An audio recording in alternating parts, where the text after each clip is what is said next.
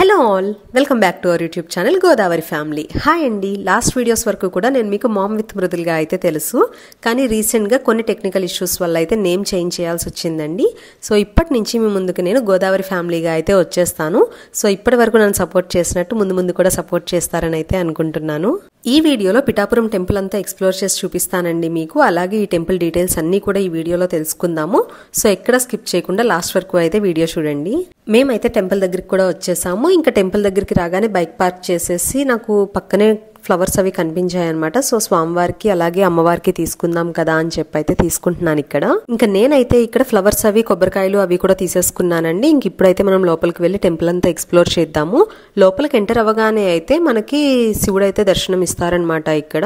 అలాగే ఈ టెంపుల్ ని దక్షిణ కాశీగా కూడా పిలుస్తారండి. అలానే దీన్ని పాదగయ అని కూడా అంటారు.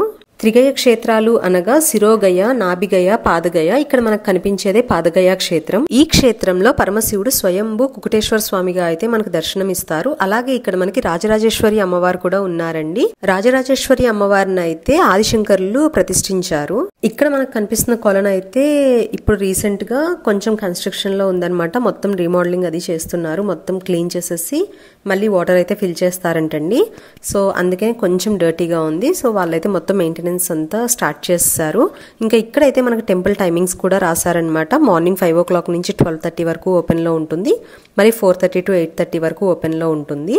అలాగే మనకి ఈ క్షేత్రంలో అష్టాదశ శక్తిపీఠంలో 10వ శక్తిపీఠమైన పురోహిత అమ్మవారి ఆలయం కూడా ఉంది. అది కూడా నేను మీకు చూపిస్తాను. సో ఇక్కడైతే ఫస్ట్ మనం కుకుటేశ్వర స్వామి దర్శనం అయితే చేసుకుందామండి. మేమైతే లైన్ లో వెళ్ళిపోతున్నాము. ఆ రోజు క్రౌడ్ కొంచెం తక్కువే ఉన్నారు. ఇక్కడైతే నాకు కుదిరినంత వరకు వీడియో తీస్తానండి. ఎందుకంటే టెంపుల్స్ లో కదా మాక్సిమం గర్భగుడి దగ్గర వీడియోస్ అయితే ఎలా చేయరనమాట. సో మీకైతే నేను ఇక్కడ ఒక రిఫరెన్స్ పిక్ అయితే యాడ్ చేస్తాను స్వామివారిది, చూడండి. ఆ రోజు అయితే మాకు దర్శనం చాలా బాగా జరిగిందండి. ఎందుకంటే మేమే లాస్ట్ ఉన్నామన్నమాట. ఇంకా వెనకాల క్రౌడ్ కూడా ఎవరు లేరు. సో కొంచెం సేపు నుంచినైతే స్వామివారిని మేము దర్శనం చేసుకున్నాము. ఇంకా దర్శనం చేసేసుకుని బయటకు వచ్చేసాక పురోహిత అమ్మవారి టెంపుల్ కి కూడా వెళ్ళాము.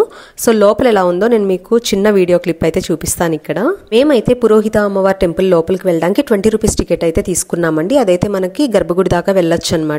సో ఇక్కడైతే చుట్టూరు టెంపుల్ కి కొన్ని విగ్రహాలు అయితే పెట్టారు. సో ఇంకా కొంచెం ఫ్రంట్ కి వెళ్ళాక మేమైతే వీడియో కూడా ఆపేసాము. ఇంకా దర్శనం చేసుకుని వచ్చాక మిగిలిన డీటెయిల్స్ అన్ని కూడా మాట్లాడుకుందాము. ఇక్కడైతే పంతులు గారు నాకు అమ్మవారి దగ్గర గాజులు, పసుపు, కుంకం కూడా ఇచ్చారనమాట. అవే ఇక్కడ నేను మీకు చూపిస్తున్నాను. ఇంకా ఇదైతే మొత్తం మన అష్టాదశ శక్తిపీఠాల లిస్ట్ అండి. ఎవరికైనా తెలియకపోతే యూజ్ అవుతుందని చెప్పి అయితే నేను ఇక్కడ యాడ్ చేస్తున్నాను. మా టార్గెట్ అయితే మేము ఒకటి ఫుల్ఫిల్ చేసేసుకున్నాము. పంచారామ క్షేత్రాలు కంప్లీట్ చేసేసుకున్నామండి. నెక్స్ట్ మాది అష్టాదశ శక్తిపీఠాలు అన్ని కంప్లీట్ చేయాలని అయితే కోరుకుంటున్నాం అనమాట. సో ఫస్ట్ అయితే మేము 10వ శక్తిపీఠాన్ని అయితే దర్శనం చేసేసుకున్నాము. మిగిలినవి ఎప్పుడవుతాయో అయితే చూడాలి. నేను విజిట్ చేసినప్పుడు మీకు కూడా చూపిస్తాను. అలాగే ఇక్కడ మనకి కుకుటేశ్వర స్వామివారి ఆలయం ఒక్కటే కాకుండా ఇంకా చాలా ఆలయాలు అయితే ఉన్నాయండి. మనకి స్వామివారితో పాటు శ్రీ సీతారాముల వారి సన్నిధి, అన్నపూర్ణాదేవి సన్నిధి, అయ్యప్ప స్వామి మందిరం, అలాగే సుబ్రహ్మణ్యేశ్వర స్వామి ఆలయం కూడా ఉన్నాయి. అలాగే ఇక్కడ ప్రతి మంగళవారం సంతానం లేని వారైతే సుబ్రహ్మణ్యేశ్వర స్వామికి పూజలు కూడా జరిపిస్తారంటండి. అంతేకాకుండా నవగ్రహాల పూజలు కూడా ఇక్కడ ప్రసిద్ధి. ఈ పాదగయ క్షేత్రంలో నిత్యం అన్నదానం కూడా జరుగుతుందండి. అలాగే దూరం నుంచి వచ్చిన వాళ్ళకి ఆలయం వాళ్ళే రూమ్స్ కూడా ప్రొవైడ్ చేస్తారు. అలాగే ఇక్కడ మనకి దత్తాత్రేయ స్వామివారి మందిరం కూడా ఉంది. ఇప్పుడు అది కూడా నేను మీకు చూపిస్తాను.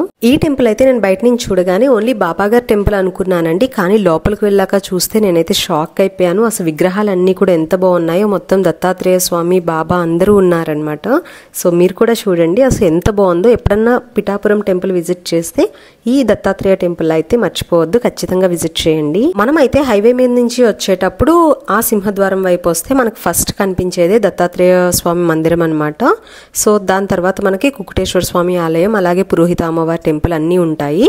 మేమైతే మెయిన్ గోపురం వైపు నుంచి వచ్చాం కాబట్టి మాకు ఫస్ట్ అయితే పాదగయ ఇవన్నీ కనిపించాయి అనమాట. సో ఇప్పుడైతే మనకి దత్తాత్రేయ స్వామి గుడి ఆపోజిట్ లోనే సరస్వతీదేవి అమ్మవారి గుడి కూడా ఉంటుందన్నమాట. సో కిందంతా కూడా మనకి పూజలు అవి చేసుకోవడానికి హాల్ లాగా ఉంటుందండి. టెంపుల్ అయితే పైన ఉంటుంది. టెంపుల్ పైనుంచి వ్యూ అయితే ఇలా ఉందన్నమాట. అన్ని గోపురాలు కనిపిస్తుంటే అసలు చూడడానికి ఎంత బాగుందో. చాలా ప్లెజెంట్ గా పాజిటివ్ వైబ్స్ తో అయితే ఉందన్నమాట. సో ఇక్కడైతే మీకు నేను బయట నుంచి చూపిద్దామని కూడా వచ్చేసానండి. ఇదైతే మనకి హైవే అనమాట. డైరెక్ట్ తుని వైజాగ్ వెళ్ళిపోయే హైవే ఇది. సో ఇటు నుంచి కూడా రావచ్చు, లేదు అంటే పక్కన సందులోంచి మెయిన్ గోపురం దగ్గరికి కూడా వెళ్ళొచ్చు. సో ఇప్పుడైతే మీకు నేను చూపించడానికి మళ్ళీ ఒకసారి లోపలికి అయితే వెళ్తున్నాను.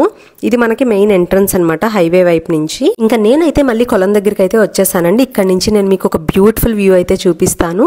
నంది కొమ్ముల మధ్యలో నుంచి పార్వతీ పరమేశ్వర్లు ఎంత బాగా దర్శనమిస్తున్నారో చూడండి. ఆల్రెడీ ఆ టైంకి 6 o'clock అయిపోయింది అనమాట. లైట్స్ అన్ని ఆన్ చేసేసారు. సో లైటింగ్స్ తో అసలు గోపురాలు, టెంపుల్ అంతా కూడా కలకలలాడిపోయింది. ఒకసారి 360 degrees యాంగిల్ ఈ టెంపుల్ అంతా ఎలా ఉంటుందో కూడా బయట ఆవరణ అంతా నేను మీకు చూపించేస్తాను. అలాగే గ్రహణం సమయంలో ఈ పాదగయ కూడా ఓపెన్ లోనే ఉంటుందంటండి.